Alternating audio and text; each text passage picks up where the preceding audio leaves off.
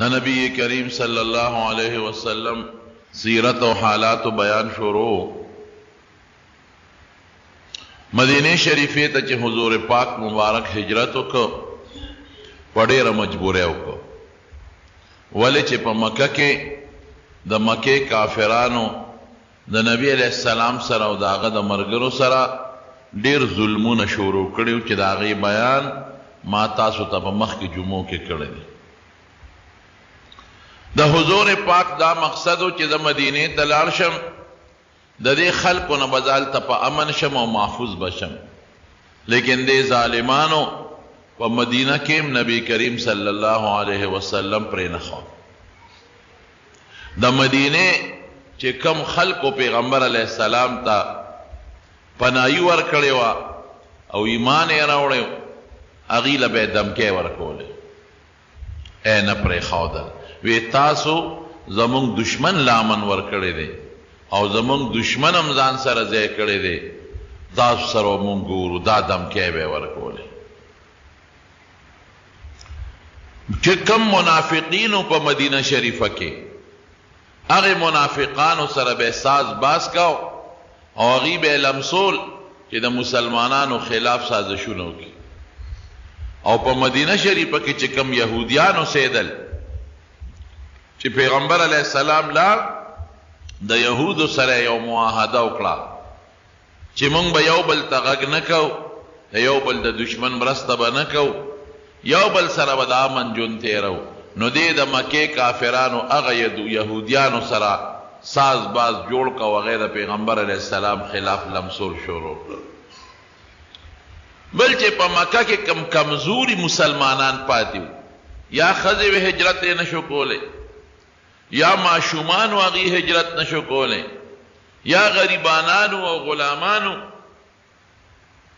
هغې خلکو سره زیاتی شروع کړل، هغه به یې وهل او هغه به یې ټکول او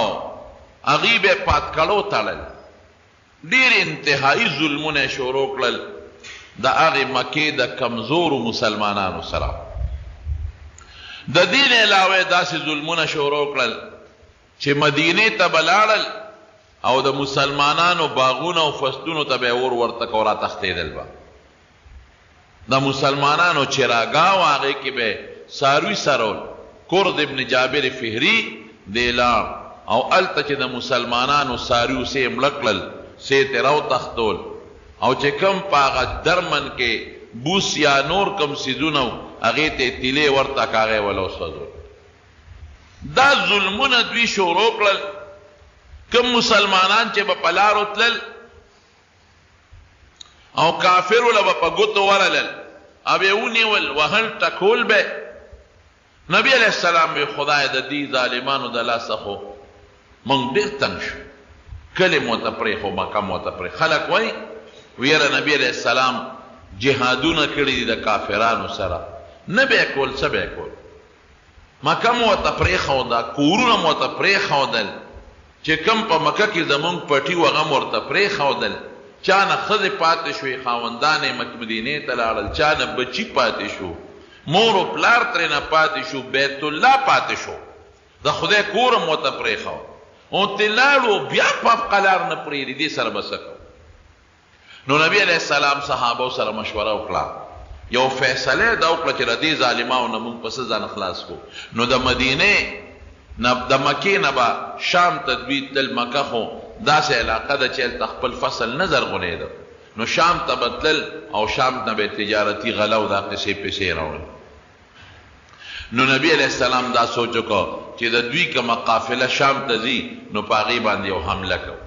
داسې حمله نه کوو چې قافله وله لوټ کړو، خو لږ به ویرېږي دوی به ویرېږي، دوی به پوه شي چې دا خو که موږ مسلمانانو سره ظلمونه کوو نو مسلمانان خو هم دا دی زمونږ په قافله حمله کوي او د دوی ټول تجارت خو په شام او د شام لاره د مدینې خوا کې تېرېدله، نو که دا لاره په موږ بنده کړي نو موږ به غنم د کمي، زمونږ خوراک به د کم ځای نه او زمونږ تجارت په مکه کې بغیر د سرمن نه بل شي نشته، څه به کوو؟ نو د دوی یو تجارتي قافله تله شام ته. نو حضور پاک سره د یو څو ملګرو لاړ، په هغې باندې د دمکې او د یارولو دپاره. خو چې نبی علیه السلام په هغه لارې ته ور ورسېد نو دا قافله د شام ته وتې وه. نو پیغمبر علیه السلام سره د صحابه واپس راغی. بیا ورته پته ولګېده چې هغه قافله د مکې د کافرو چې کوم شام ته تللې ده واپس را روانه ده. نو بیا ورته نبی علیه السلام سره د ملګرو ووت. په اتفاق ده او د خدای خوښ هم داسې وه چې دوی سنګ میدان ته ورسېدل نو قافله ته د لارې نه وتې واپس مکې ته رسېدلې. دې لومبۍ ته غزوه ابوا وی او دویم ته غزوه ودان وی. بیا نبی علیہ السلام ته پته ولګېده چې د قریشو یو مضبوطه قافله ده او د ابو سفیان په سردارۍ کې ده او ډېر تجارتي مال دی پکې. ودرېږه په دې یو حمله کوو چې دې ویریږي موږ نه ملي شي. خو چې نبی علیہ السلام څنګه عشیره یو مقام دی هلته ورسېد نو ورته پته ولګېده چې هغه قافله شام ته رسېدلې ده. نو واپس رالل. بیا ورته پته ولګېده نبی علیہ السلام ته چې هغه قافله واپس د شام نه را روانه ده او مکې ته ځي. نو نبی علیہ السلام صحابو سره مشوره وکړه ویې ځای چې دې قافلې پسې دی د دې تجارتي کومه قافله ده دې پسې وځو. لږ یو پوټی هرود وي چې دوی موږ نه لږ په قلار شي. موږ خو ورته وطن کلي بچي ښځې هر څه پرېښودل بیا په قلار نه پرېږدي. مدینې ته راپسې راځي او زموږ چراګاهونو باندې ورونه ورته کوي زموږ څاروي تښتوي ظلمونه کوي. نو نبی علیہ السلام تیاری وکړه. دې درمیان کې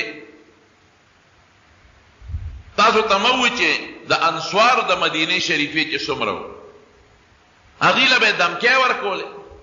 هغه هم نه پرېښودل چې تاسو ولې زموږ دشمن له پناه ورکړې ده. نو د مدینې شریفې یو سردار و د یو لوی قوم مشر و د اوس قبیلې د هغه نوم سعد ابن معاذ و. دې لاړ مکې مکرمې ته. نو په مکه کې یو لوی کافر دی امیه ابن خلف د هغه سره د دوستانه وه. دواړه غټ غټ تاجران. دا سعد چې به کله مکې ته لاړ د دې امیه سره به دیره او امیه چې به کله مدینې ته راغی او یا د مدینې په خوا کې به شام ته ته نو د دې سعد سره به دیره د دواړو قریبي دوستانه او تجارتي تعلقات. نو حضور پاک چې هجرت وکړو دې درمیان کې سعد ابن معاذ وی زم بیت الله ته یو عمره به وکړو طواف به وکړو. چې لاړ د هغه امیه سره دیره شو. امیه ته وایي اشنا زه خو طواف له راغلی یم او د بیت الله طواف کوم. امیه ورته وایي داسې کار دی هغه ورځې دې لاړې نور کله به ته دلته کولاو ګرځېدې په مکه کې او ته هم د مدینې سردار یې نو زمونږ دې خلکو به ستا ډېر زیات قدر کوو. اوس د مکې خلک تاسو ته ډېر غوسه دي ځکه تاسو زمونږ دشمن له پناه ورکړې ده امن هم ورکړی دی. نو عمره طواف به کوې خو لږ په طریقه داسې وخت کې به وځو چې څوک دې ونه ویني هسې نه چې څوک دې ونیوي او څوک درسره جګړه ونه کړي. وی څه ټیم وی غرمه د غرمې په مکه کې ګرمي زیات دی نو عموما خلک ودي غرمه به وځو نو طواف به وکړې راځې به او بیا به ځې مدینې ته. وی ډېره ښه چې څنګه دې ووتل طواف لذي غرمه او چې چا نه یېرېدل او مغه حرامي سره میلو شو چې ابو جهل مخې له ورغی. دې سعد ابن معاذ ته وایي دې صحابي ته هلکه څنګه بېغمه زمونږ په کلي کې ګرځې او زمونږ دشمن لم امن ورکړی دی او ته دلته بېغمه ګرځې ته خو زمونږ دشمن یې چې دشمن لم امن ورکړه. افسوس چې د دې امیه سره زمونږ دې سردار سره نه وې که نه چې ته مانه دلته جمدې پاتې شوې تا ته مې چل خوړی. سعد ابن معاذ خو هم د او د قبیلې د انصارو د مدینې د یو قوم لوی سردار و. هغه چې دا خبره زغملی شوه هغه ورته وی ابو جهل په قلار کېنه. ابو جهل نوم خپل عمرو ابن هشام په قلار کېنه ماله دمکې دلته مه راکوه که تا زه د بیت الله نه منې کړم نو ستا لار په مونږ ده په مدینه ده چې شام ته ځې ستا تجارتي ټول معامله شام کې ده او لار دې په مونږ ده لار به در باندې بنده کړم بیا به خورئ سسکی به څه. دواړه سره ګرم شو چې ګرم شو دا امیه چې دا سعد ابن معاذ د چا میلمه و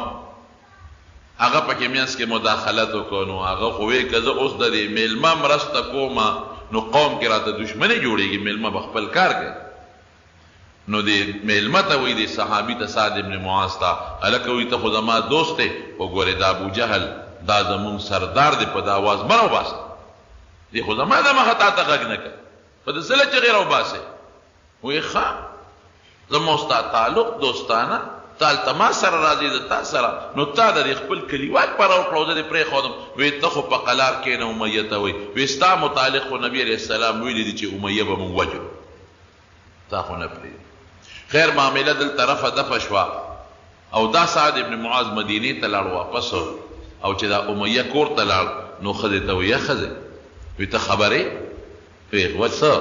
وایي هغه میلمه د مدینې راغلی و، د هغه او د ابوجهل ګرمه ګرمۍ راله، ما د ابوجهل مرسته وکړه. هغه وایي چې نبي علیه السلام وایي چې مونږ به امیه وجو. والله ما یکذب محمد صلی الله علیه وسلم، قریب دی چې په محمد خو چاته دروغ نه وایي،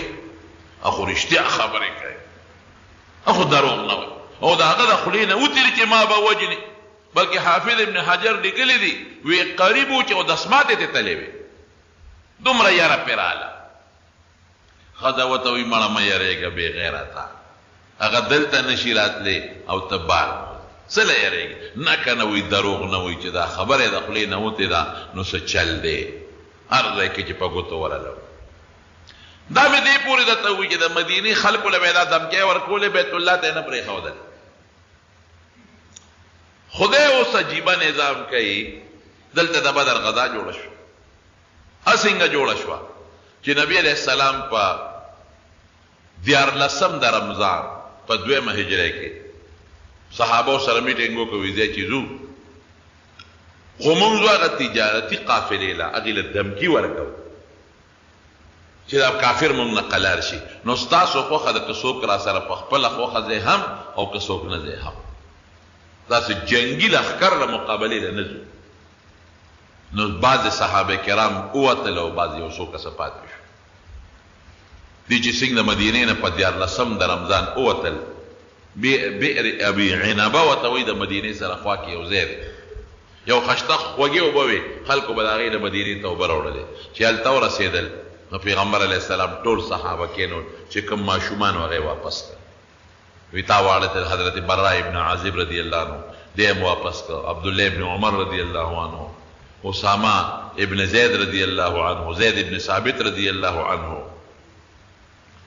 دا واړه واړه صحابه کرامو، اسید ابن حضیر رضی الله عنه دی واپس کړه. صرف یو صحابیو عمر ابن ابي وقاص په جړا شو چې نبی علیہ السلام واپس کو. نو پیغمبر علیہ السلام هغه اجازت ورکړه وی راځئ. چې څنګه دغه ځای نه دوی مخکې لاړل مقام روحا ورته وایي، هلته نبی علیہ السلام سره صحابه ورسېد. نو حضرت ابو لبابه رضی الله عنه دی ولېږه، وی ته ځه مدینې ته، ته د مدینې امیر شوې تر څو چې د نیم راغلی زما جان قایم مقام به دی واپس کړو. او قافله او 2 جاسوسان یې ولېږل، د یو نوم حضرت بسبس رضی الله عنه او د یو نوم حضرت عدي رضی الله عنه، دا دواړه یې ولېږل. وی تاسو لاړ شئ او د قریشو د هغه تجارتي قافلې مونږ له جاسوسي معلومات وکړئ چې دا کوم ځای را روانه ده، مونږ یې کوم ځای مخه. دا دواړه یې دلته ورسول. د روحا نه چې صحابه کرام لږ مخکې لاړل، یو بل مقام د صفرا ورته وایي، هغې صفرا ته ورسېدل. نو هغه 2 جاسوسان راغلل، د نبی علیہ السلام چې کوم 2 جاسوسان، هغې پیغمبر علیہ السلام تعالی وی صاحب وی دا قریشو د تجارتي قافلې د مدد دپاره د ابوجهل لښکر را روان دی. نو نبی علیہ السلام دغه ځای کې صحابو سره مشوره وکړه او د ابوجهل لښکر ولې څنګه را روان شو. ابو سفیان ته پته ولګېده، هغه تجارتي قافلې مشر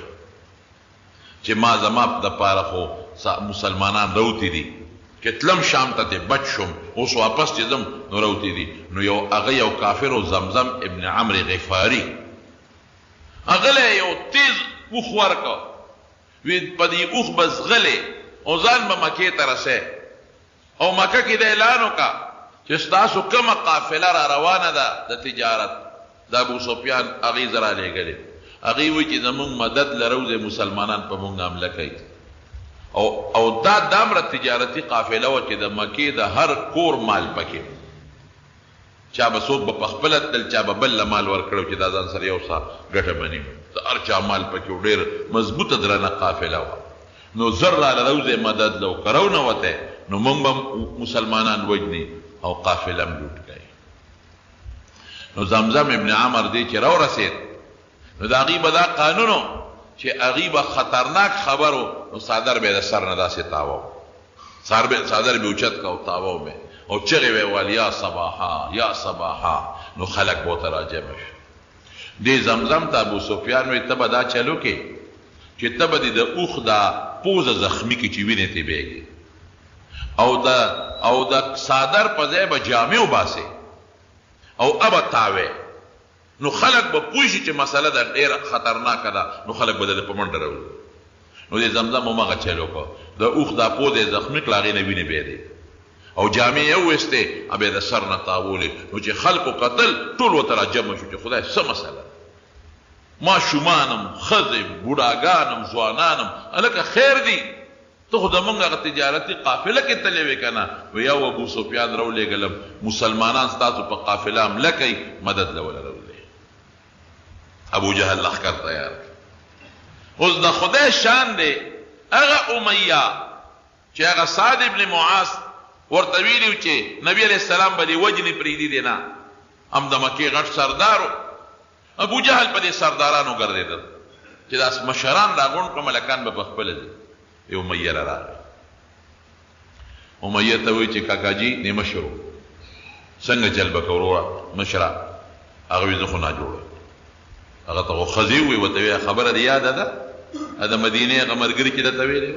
وایي یو یاده مې وایي پام کوه ونه ده وایي نه ده چې راغی زه خو ناجوړه یم بیمار نشم ابو جهل هم پوره شیطان هغه وایي چې زه دې ځمه ته به څنګه مانه پاتې کېږي وایي ګوره ته مشر یې سردار او چې ته نه ځې د هلکان هم نه ځي ته مهرباني وکړه مونږ سره وځه خامخا دې کله یو بانه ناجوړه یم او دوه نوکران به ځان پسې ولېږم او درې به ولېږم او څلور به ولېږم ابو جهل ورته د هلکانو جرګه راوسته دا ماشومان دي او ته نه ځې د ځوانان یې وله راوسته د بوډاګان یې وله راوسته وایي داسې کار دی ځمه خیر د جنګ له خو لږ غوندې را سره په لاره لاړ شه چې ستا د وجې دا نور وځي چې ته نه ځې دا نور پاتې کېږي نو خیر دی بیا به دې را واپس کړو نو وی زه ډېره ښه ده نو یو اعلی اوښ ځان لالم کور ته چې راغې ښځه ورته وایي تا خو نه ځمه او تا وایي چې ما ته خو هغه د مدینې هغه ملګري ویلي چې نبي علیه السلام وایي چې زه دې وجنم او دروغ هم نه وایي وایي ښځې ځم نه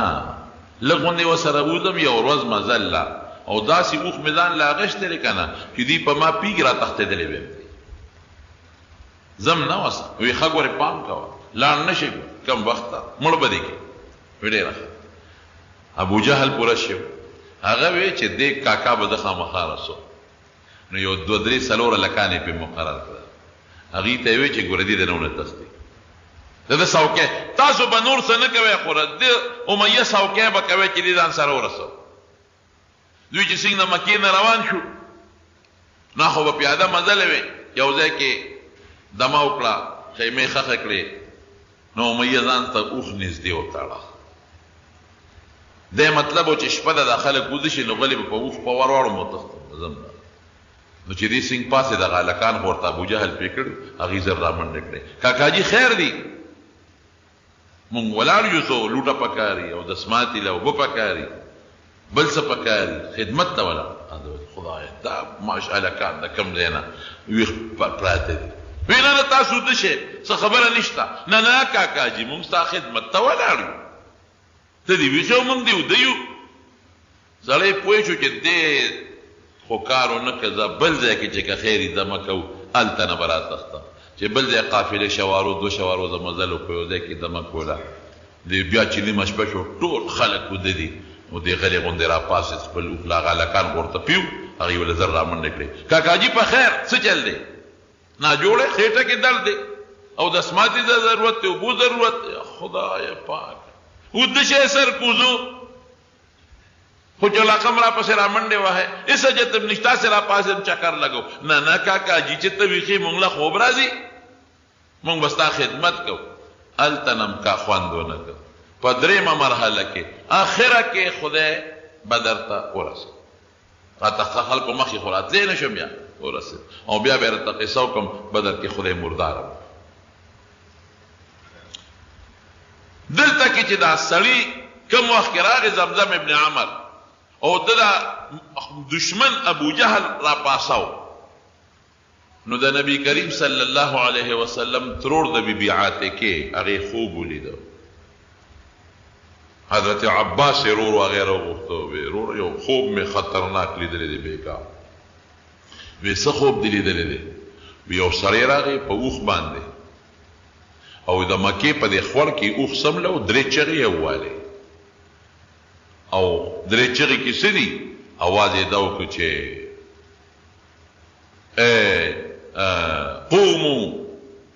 یا آل غدر الى مسارعکم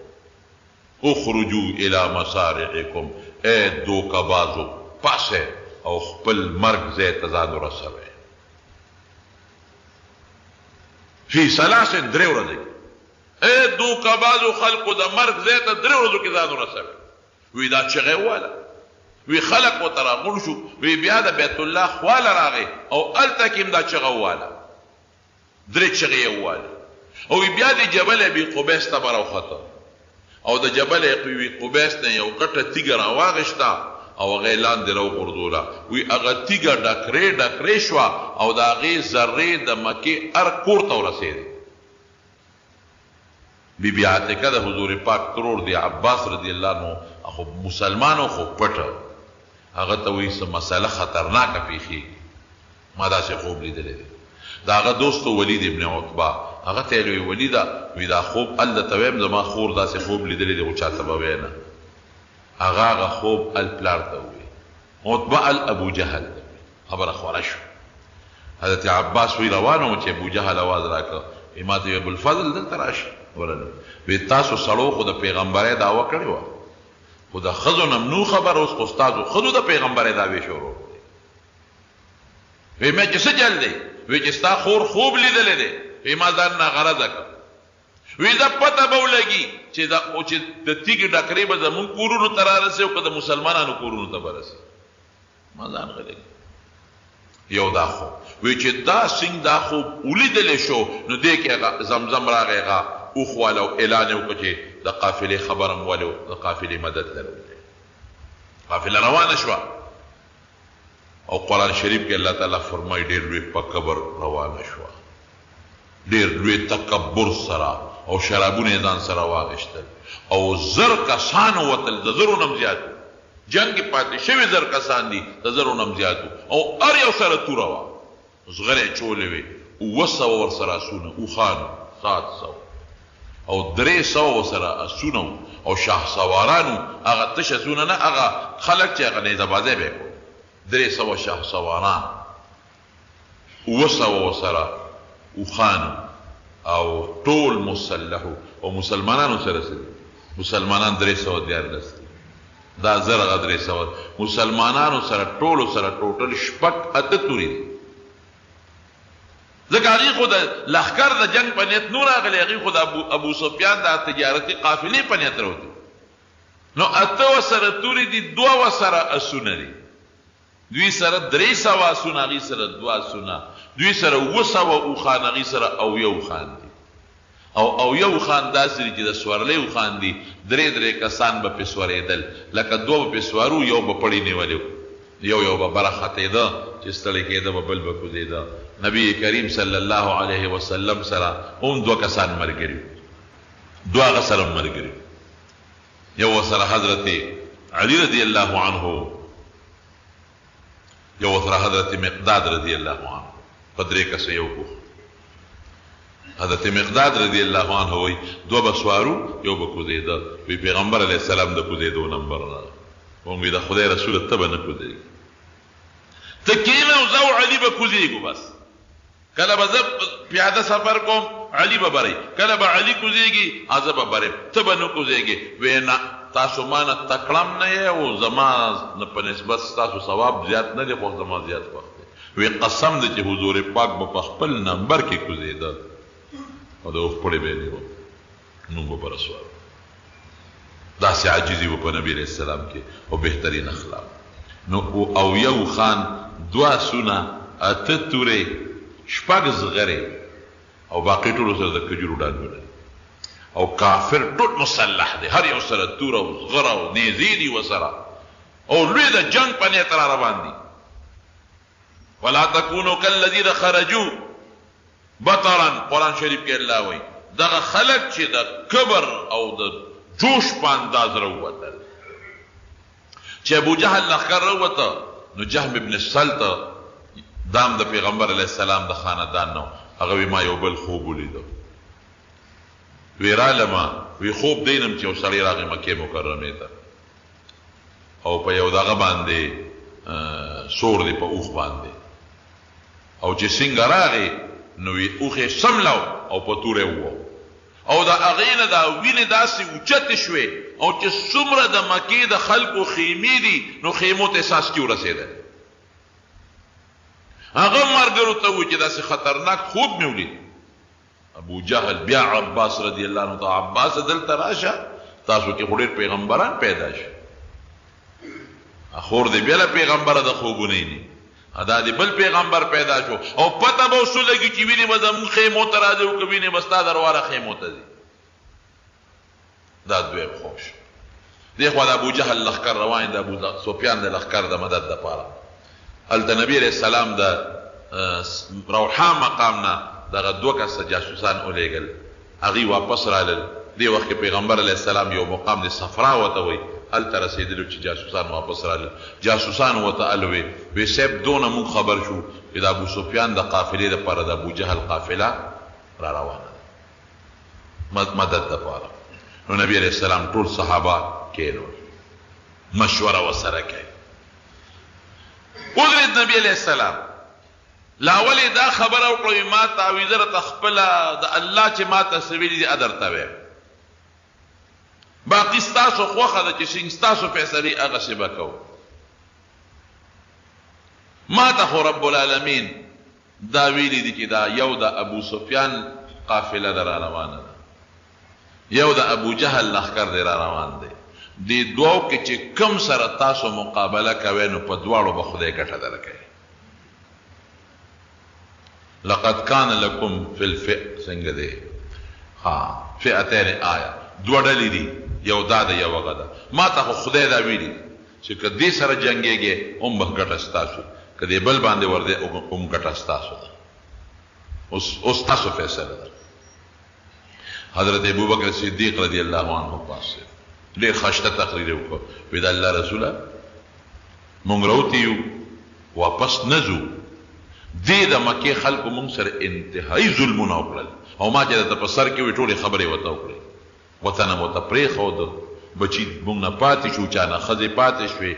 مالونه هم پاتې شو ځمکې پاتې شوې 400 کیلومیټره هغه وخت کې دوی هجرت کړی مونږ ته دومره مزل وکړ په هغې کې دې مونږ نه پرېږدي 3 کاله ردي د لاسه مونږه په شیب ابي طالب کې تېرې کړې د ونو پاڼې هم خوړلې دي ستا په ملا مبارک یې لرې غورځولي دي او دا صحابه کرامو له څومره صداګانې ورکړي دي حبشې ته هم ته هجرت وکړو مدینې ته ترالو اوس هم مونږ نه پرېږدي مونږ له پیغورونه راکوي انصار راته لمسوي د مدینې یهود راته لمسوي منافقان راته لمسوي او بیا د مونږ په چراګاهونو راځي حملې کوي او زمونږ په فصلونه او مالونه سوځي د الله رسوله زمونږ رای خدا ده چې ستا خوښه ده په هر یو چې ورځو مونږ درنه نه رستو کې حضرت عمر پاسې دغه مددار تقریر وکړي حضرت مقداد ابن اسود رضی الله عنه پاسې دغه ډېر ناشنا تقریر وی د الله رسوله او پیغمبر علیه السلام چې به یو تقریر کو نو دا आवाज به کو اشیر علی ایها الناس مرګرو مشوره راکې حضرت مقداد پاسې وی د الله رسوله وی ستاسو خیال دی چې مونږ به تا میدان کې یوازې پریدو مونږ به دنه تختو داسې چته کې مونږ به لکن نقاتل عن یمینک وعن شمالک وبین یدیک مونږ بستانه یو خوا بل خوا مخکې رستو جنگ کو مونږ د موسی علیه السلام د قوم په شان قوم نه یو چې موسی علیه السلام ته وی اذهب انت وربک فقاتلا انا هاهنا قاعدون. موسی علیه السلام قوم موسی علیه السلام ته وی تاسو خدای دې جنگونه کوي، مونږ نشو، مونږ د جنگ ولا نه یو، مونږ بدلته ناس یو، مونږ هغه نه یو، مونږ بستانه مخکې وروسته جنګېږو او ستا په حکم چې څه دې خوښه یې هغه به کوو، او د الله رسوله چې څه درته خدای وایي کوه مونږ در سره یو. چې مقداد رضی الله عنه دا خبره وکړه د حضور پاک دا رنګ مبارک لږ سور شو، خو بیا یې آواز وکړه اشیروا علی ایها الناس، ځکه انصارو لا غږ نه کړی، خلکه مشوره راله راکې. ځکه د مدینې انصارو چې پیغمبر علیه السلام کله هجرت کو نو دوی صرف دومره ورسره کړي چې وی مونږ په مدینه چا حمله وکړه مونږ به دې مدد کوو، په مدینه که چا حمله وکړه نو مونږ به دې مدد کوو. دی نو ویلي چې مونږ به تا سره باروزو جنګ به هم در سره کوو ستا په ملګرتیا کې. نو حضور پاک پې اشیروا علی ایها هم تیار یو، دا فکر ونه کې مونږ یو ځل ته د خدای رسول منلې دا مو ایمان او یقین چې ته څه ویله د خدای خبرې دي، نو مونږ په تا کې شک نه کوو او نه ستا په خبرو کې شک کوو. مونږ اگر چې تا سره بیعت کوو نو مونږ دا خبره پکې نه وه کړې، لیکن دلته کې زه ولاړ یم او زما د مدینې انصار ټول ولاړ دي، قسم دی چې د دشمن یو غنه تاق وجود ته رانشي، هله به ستا وجود ته د دشمن غنه راځي چې مونږ ټول مړه شو، نو هله به تاله رانږدې کېږي. هېڅ فکر کې ونه کې، بس زما مشوره دا ده چې د خدای د طرف نه تا ته که حکم دی په هغې روان شه، مونږ در سره یو. چې دا خبره وکړه نو د حضور پاک مخ مبارک سور شو، فیش وی ډېره ښه خبره ده. وی ښه نو د خدای حکم خدا دې ما ته چې دا دوه ډلې دي تجارتي او دا یو بله چې په هر یو ورځې نو دا به تاله در کوم، خو زما رای دا ده چې دا د ابوجهل د لښکر والا دشمن ښه دی، په دې بل نه ورځو، دې له خو مونږ صرف دمکۍ لرو ته چې دې ویریږي او مونږ نه په قلار شي. اوس خو یې لښکر راغی ورځو، او فکر مه کوئ د الله مدد مونږ سره دی.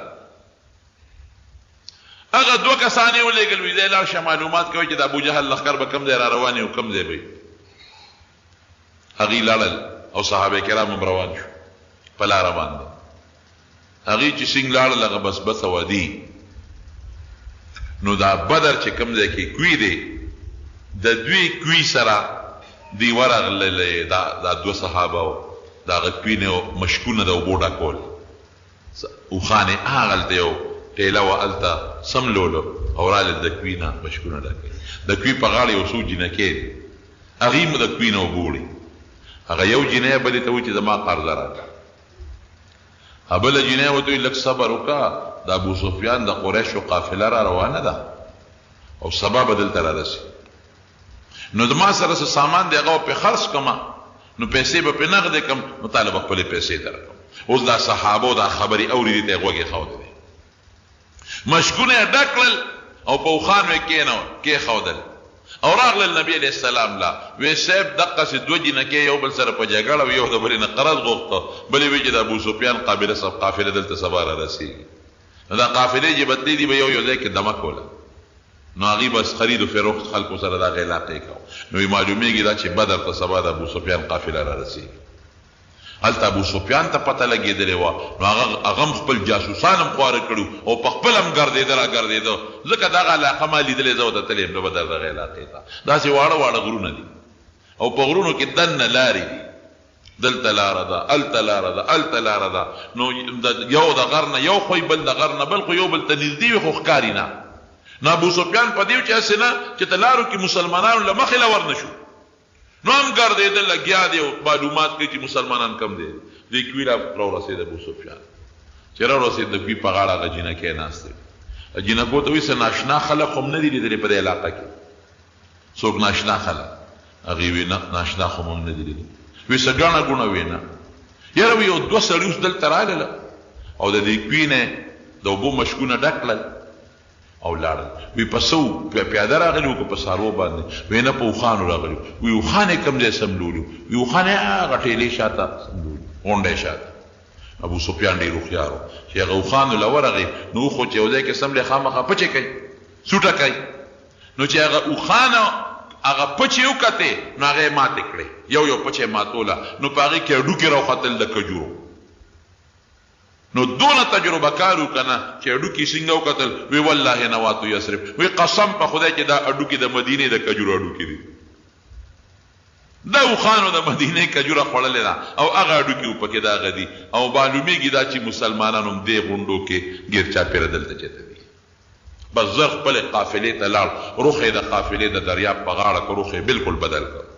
چې دلته مسلمانان دي لارې بدل کړه د مکې طرف ته او محفوظ شو الترا ابو جهل قافله را روانه ده هم په دې لار روانه چې زمزم وتویلو چې په دې پلان کې لار روانه قافله راځي ابو سفیان خو سرخ بدل کا باغی خو په دې لار راتل اغي بدر تر نږدې اوس د خدای شان ته ګور یو غونډه شاته مسلمانان دي بل غونډه شاته کافر دي یو بل نه دي خبر حضور پاک مسکو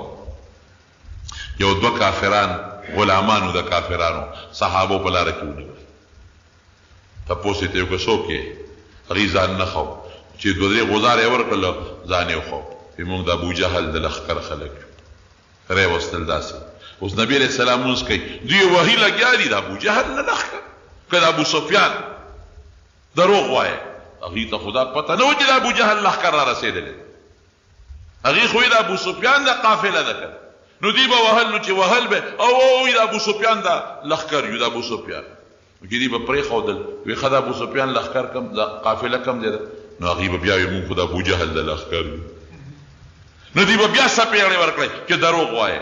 شابه د ابو سفیان د قافله دی به او محمد خدای ابو سفیان ها کم دی د قافله نه ماته موږ څه په موږ د ابو جهل چې حضور پاک سلام وګرځاو نو مسکی شو وی چې دروغ د توي نو پرې ده او چې رښتیا راته وای نو وه ولې د الله رسوله وی دا ټیک وی دا د ابو جهل د قافلې دی بالکل مال راوړل وی تاسو د ابو جهل د قافلې یو وی څومره کسان دي وی صرف شمیر راته نه دی معلوم وی صخري وی خان لالي وی دروازه سو خان لالي وی نه یا لس نه لس خان لالي او دا غیر وخی خوري حضور پاک په بس یا نه سو دی زر دی دا نه سو د زرو په مینس کې دي صحابه ته ویل دي غر نه پوري دي هغه دلته دي امون دلته یو اوس بیا مشوره راکې که جنگ دوی سره کوي خو ډیره خدا که نه کوي چې زو واپس صحابه وی د الله رسول جنگ به څنګه کوو اوس کو واپس زو سبا برا پورې خلک خان دي چې هغه تجارتي به سر او سامان قافله وا ناغي پس تلل او چې کوم لخر راغی دا تورو نه زو ولا ناغي نه تختی او سوخه مخا جنگ او ولی به جنگ نه کوي د مسلمان د پاره جهاد کې دوه خبرې دي که مړ شو شهید شو جنت ته لاړ که جمدی پاتې شو نو غازی شو مجاهد شو ګناهونه لړ ختم شو مونږ له په دواړه کې ګټه ده زمونږ د روجي او منځونه او حجونه او ذکرونه خو دې د پاره دي چې مونږ په خدای رضا کړو نو په اسانه ولې رضا نه په دې په اسانه رضا کې چې مړو شو چرته بزو خو جنت ته تعالی ته ویلي دي رښتیا خبره ده خو جنت ته بزو کړ نبی رسول الله ډېر دا چې کوم له جنگ شوی دی بدر وته وای یا خدا د دې قوم د مشر نوم وي بدر او یا دغه د کی چې کوم کوي دی دغه کیو په پاکه خوږی وي خلکو وړو دغه کوي نوم بدر نو په دې وجه د علاقې ته بدر اتفاق لو چې نبی رسول الله څنګه دی بدر ته را داخل شو د دې نمخ کې د ابو جهل قافله راغلی د کوي غاړه او چې کوم پاک اعلاز او اغاوی نیولې بس یو بل سره مخامخ اوس مخامخ دي شګي دي او بم پکې نشتا او شګل شلاکه شګ ننم دا نو نبی علیہ السلام الته کې صحابه ته خیمه اخی کې بای صحابه را نبی علیہ السلام لا ویسه ته چې دلته کې دا په مونږ دی رکه د کافر په مقابله کې دا د خدای په حکم دی او کنه اسه دلته مونږ دی رکیږو که اسی وی خدا د جنگ نه دی بل خوازو مونږ بل علاقې ته لړ شو داسې نږدې بل میدان ته دا کافران بر په سره ځل ته بو سره جنگ او کنه دا خدای په حکم نو بس بیا خو چې څنګه تا خوخه حضور پاک او فرمایل دا الله په حکم یو صحابي د جنگ ډیر ماهر هغه وی سیب دا الله حکم خو بصر او چشم او جنگي طریقه دا نه دا چې مونږ په دې پریوت ځکه شګه کې منډه نه والی کی مونږ منډه وو شګه کې سړی ستړي کیږي شګه ګرم هم ډېره زیاته بل اوبه نشته او په جنگ کې د اوبو انتهایی ضرورت دی. نبی علیہ السلام ما ته د الله حکم دی اوس خوښه ستاسو ده وی چې د خدای حکم دی بیا پکې څه دي قدرت ته ګوره د شپې خدای باران قرآن شریف کې الله تعالی فرمایي چې باران وشو هغه شګه کېناسته تاو ختم شو او دومره باران وشو چې صحابو ځان له ډنډونه جوړ کړل هغې کې اوبه درېدې باید صحابو وجودونه پلیس شوي جنابت لوی بیودسي پرې راغلې وه هغې پکې هم لمبل مشکونه هم تېره کړل او د کافرو طرف ته چې کوم علاقه وه چقړه شوه چې هغې به منډه وله را پرېوتل به چې منډه به یې وله را پرېوتل به حضور پاک یې هم لیدل معامله خدای بدله کړه د هغوی هغه ښځې خدای هغوی له خویدان کې کړ زمونږ هغه د شګو دی مونږ له خدای پاک کلک او د اوبو انتظام یې مرله حضور پاک داسې یو ټیله غوندې و په هغې باندې صحابه یو سفر جوړ وی صاحب تعالی یو سفر جوړو وی ته به جنگ کې شرکت نه کې تر دې دی د مونږ ته هدایات را کوه او د دې دی نه د مونږ تماشه کوه چې سفر یې وله جوړ کړو دا حضرت ابوبکر صدیق او نبی علیہ السلام ماښام هغه سفر ته ننوتل او هغه سعد ابن معاذ چې د مدینې په سردارانو کې سردار و هغه توره په لاس د نبی علیہ السلام ټوله شپه څوکۍ وکړه حضرت ابوبکر صدیق وی مونږ ټوله شپه خوبونه وکړل او قسم دی که حضور پاک د شپې 1 منټ او 2 منټه مو دې شي ټوله شپه الله ته په عبادت او الله ته په زار او عجیبه تاریخي دعا حضور پاک په دې مقام کې وکړه تاریخي دعا وی یا الله ما ډېر محنت وکړ په مکه مکرمه کې په مدینه منوره کې او خدای دا 314 ملګري مې ځان له پیدا کړي دا 314 نور نشته په مخ د ځمکه ستا نوم والا دقه دي نور نشته او الله دا ډېر غریبانان دي خدایه مالدار نه دي ګورې مالدار هغه دي مقابله کې درته ولاړ خدای دا کار دا منډو والا نه دي منډو والا خدای هغه دي مقابله کې ولاړ خدای دا بې کسه بې سوکه دي کبرجن نه دي کبر والا خدای هغه دي مقابله کې ولاړ یا الله دا شلېدلې جامې دوی چولي او د چا سپلیم نشته واقعي د ډېرو صحابو پکې سپلیم نه پیم نه خپېروه بے سره بے سامانه دي خدای دوی سره هېڅ وسله نشته صرف دغه څو تورې دي خدای هلته ټول مسلح دي هېڅ ورسره نشته صرف یو څیز دی پروردګاره چې هغه ستا په دشمنۍ تا ته مقابله کې ولاړ دي او دا زما د فقیران مسکینان بې سوکه خدای ستا په امداد د دوی یقین او ایمان دی الله ما به نه ذلیل کې ګورې خدای ما دوی سره وعده کړې ده چې تاسو سره به خدای مدد کوي نو خدای ما به نه ذلیل کې الله ما به نه رسوا کې ګورې خدای ما به بې وعدې کې نه ځکه ظاهر کې خود سړی دې ته ګوري نو 314 زر او د کجورو د ډنګ مقابله په توره کم ځای کېږي او پیاده مقابله دغه سره کم ځای کېږي د اوښانو د اسونو سره کم ځای کېږي وی خدای ما به نه رسوا کې الله ما به نه ذلیله کې او ما به نه بې وعدې کې خدای ما وعده کړې ده او یا الله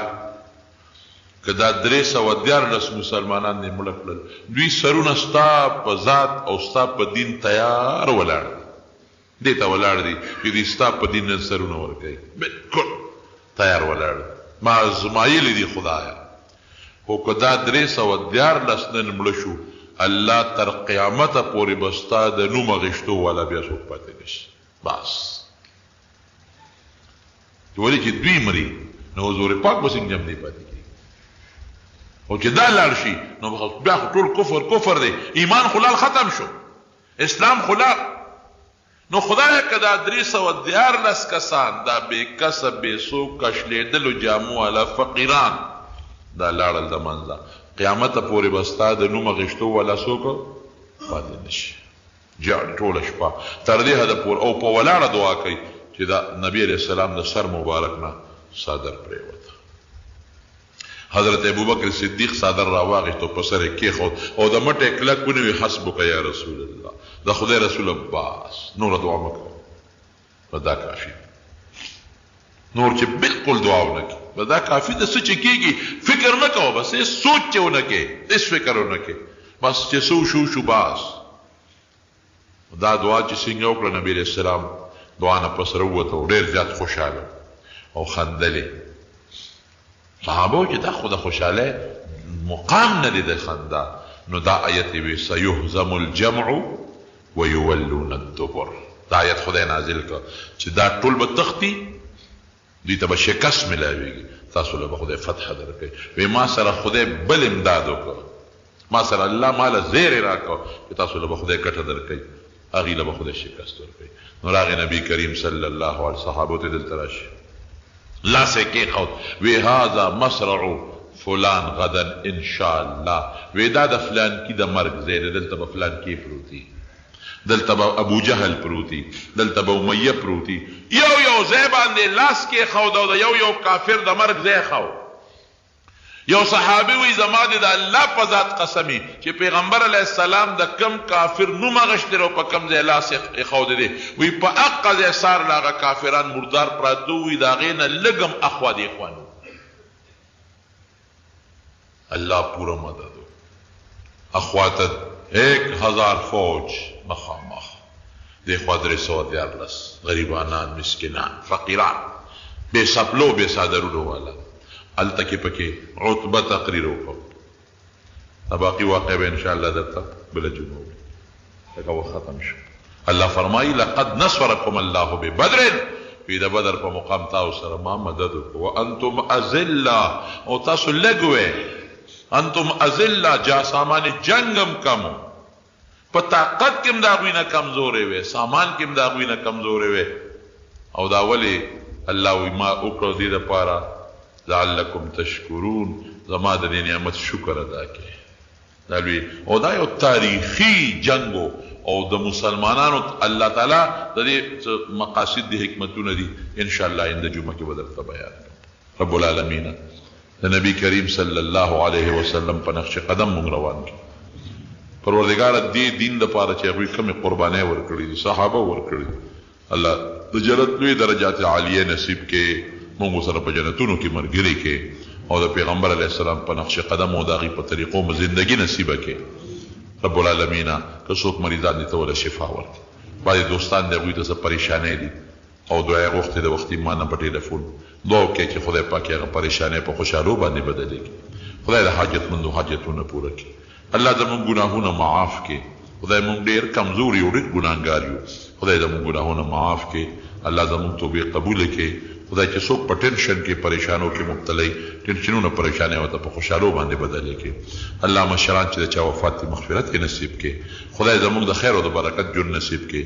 خدای چې چاته څه په کورونو کې بهر مشکلات دي په خوشحالو یې بدل کړي. د مخلوق د شر نه مو ساتي. خدای زموږ بچي اولاد د لوفرو د ژوند نه وساتي. د چا چې بچي نه دي خدای نشته نارینه اولاد یې نصیب وګرځولی کړي. پروردګار د چا یو بل سره روانې دشمنۍ طرفګرۍ په روغو باندې بدلې کړي. څومره مسلمانان چې د جومات ته مانځله راځي خدای په یو قدم یې اجرونه نصیب کړي. خدای که د چا نوکری ني ته ورله د حلالو روزګارونه ورکړي. رب العالمین که څوک زمینداری کوي رزق کې برکت واچوي، که څوک کاروبار کوي کاروبار کې برکت واچوي، که څوک نوکری کوي تنخواګانو کې برکت واچوي. خدای زموږ د ټولو د عبادت زندگی نصیبه کړي او ستا د رسول تابعداري خدای نصیبه کړي او د شیطان د نقش قدم نه مو ساتي. او خدای آخر وخت کې په خپل د کلمه نصیب کړي چې لا اله الا الله محمد رسول الله. ما ځان له په دې تقریر کړی دی، خو 1 غنټه تقریر غواړي. مور پلار خپل بچي حق دي، نو بس که بچي د مور پلار نافرماني کوي نو خود به خود حق دی، او چې نافرماني نه کوي او اسې مور پلار ته ځان خفه کوي نو دا خبره بیا نه ده. د بې وخته اذان ګناه ده. که چا بې وخته اذان وکړو نو دوباره دې په وخت کې د هغې اعاده وکړي. د کرۍ په کور پیسې اخلي، په هغې کې زکات شته که نشته؟ چې دا کوم کور یې کرۍ راغشتی دی د هغې په سرمایه کې خو زکات نشته. او چې کومه کرۍ پې اخلي نو که هغه نصاب ته ورسېږي او کال پې تیر شي نو زکات به پې ورکوي، یا نور مال ورسره وي نو دا کرۍ د هغې سره یو ځای کړي، څنګه چې د نور مال زکات ورکوي د دې به هم زکات ورکوي. یو ښځه ناجوړه ده او بیمار هم ده او ډاکټر روجو نه منع کړې ده نو مخکې روجې ورکړي؟ نه، رمضان نه دې مخکې نه ورکوي، رمضان کې یا رمضان نه وروسته دې بیا فدیې ورکړي.